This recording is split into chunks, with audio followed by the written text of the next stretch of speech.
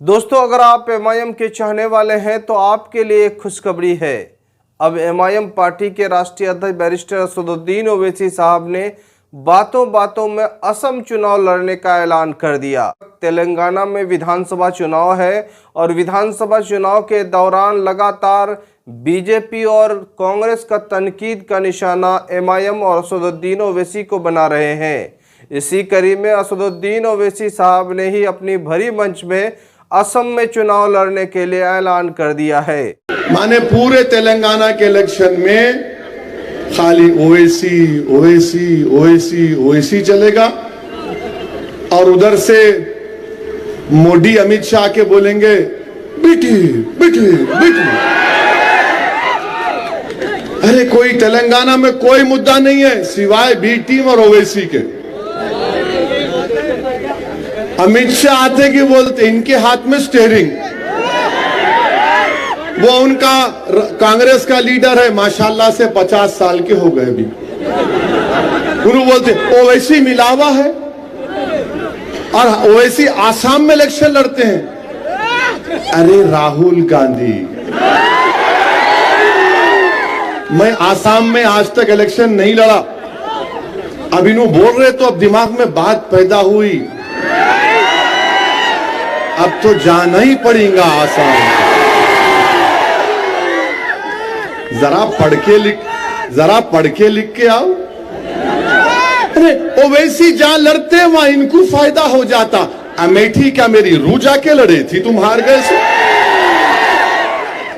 अमेठी कैसा हार गए आप, वो नहीं बोलते। 185 लोकसभा सीट पर सिर्फ कांग्रेस बीजेपी का मुकाबला हुआ, माने इजराइल और इजराइल का मुकाबला हुआ। 185, आज से दोनों का नाम क्या रख देंगे? हाँ, इजराइल। तो 185 सीट पर कांग्रेस और बीजेपी का मुकाबला। कितने जीती कांग्रेस? 16। 2019 में चेक कर लो आप, मैं झूठ नहीं बोल रहा। 16 जीते और इत्तेफाक की बात यह है कि मैं नहीं था दूल्हे भाई वहां पर। 16 जीते। अब वो कैसा हार गए आप? कैसा हार गए बोलो आप? अरे नहीं ओवैसी। अरे बाबू, जमहूरियत है, मैं इलेक्शन लड़ूंगा नहीं लड़ूंगा, जहां नहीं लड़ूंगा वहां बोलूंगा मामू का साथ दो, जहां लड़ूंगा बोलूंगा पतंग पिलाओ आसमानों पर। तो अब मालूम जहीराबाद और मुनुगुडू से बात मालूम हो गई कि बीजेपी और कांग्रेस दोनों औले जौले भाइयां हैं। जैसा कि किताब में तर्जुमा किए मकसूद साहब, कांग्रेस आरएसएस की मां, तो ये वो है। अरे अजीब बात है, आप जिंदगी गुजार दिए आरएसएस में बीजेपी में और आप यहां पे आ गए, पैराशूट से उतर के विकाराबाद से यहां आ गए। असद ऐसा करे, वो करे, ये करे। अरे बाबू कांग्रेस वालों, ये मेरी दरियाफ्ती की उम्र नहीं है। मेरे को बेटा है 14 साल का। आप अपनी दरियाफ्ती कर लो ना, अकेले है तुम दोनों अकेले हो, कुछ तो कर लो। मेरे पीछे कहीं को पड़े हुए हैं। मेरे अजीज दोस्तों और बुजुर्गों, मेरी आपसे गुजारिश है कि आप उत्तर प्रदेश में देखिए। उत्तर प्रदेश में वहां योगी की हुकूमत है। वहां पर जो नेपाल के बॉर्डर पर कई मदरसे हैं, उन मदरसों को बीजेपी की सरकार शक की निगाह से देख रही। सबका साथ, सबका विकास, विश्वास क्या हुआ? उत्तर प्रदेश से मदरसों को टारगेट किया जा रहा है।